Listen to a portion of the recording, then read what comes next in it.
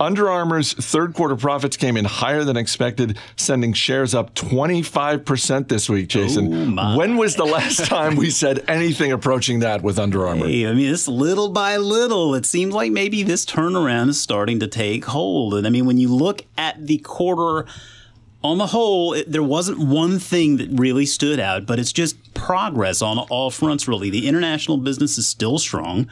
U.S. is treading water. And now I know treading water is not what we really want to hear. We want to hear more about growth. But it's worth noting that they cut back a lot on promotional stuff for the quarter. And so that affected the U.S. business, affected the direct-to-consumer business as well. But inventory management is improving by leaps and bounds.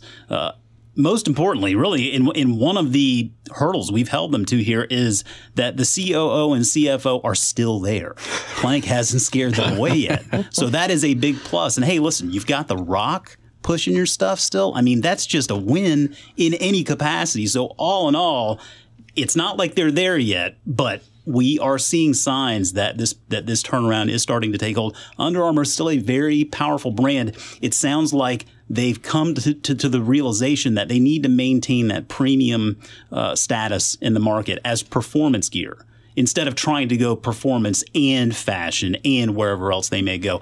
I think that's good. The market opportunity is a little bit smaller, but it's a big market opportunity still, and they have a reputation in the space for high-performance gear anyway. So all in all, as a shareholder, I'm happy. Yeah, all kidding aside, Matt, at the beginning of this year, that is one of the things that we talked about was Kevin Plank, for all the things he has done right at that company.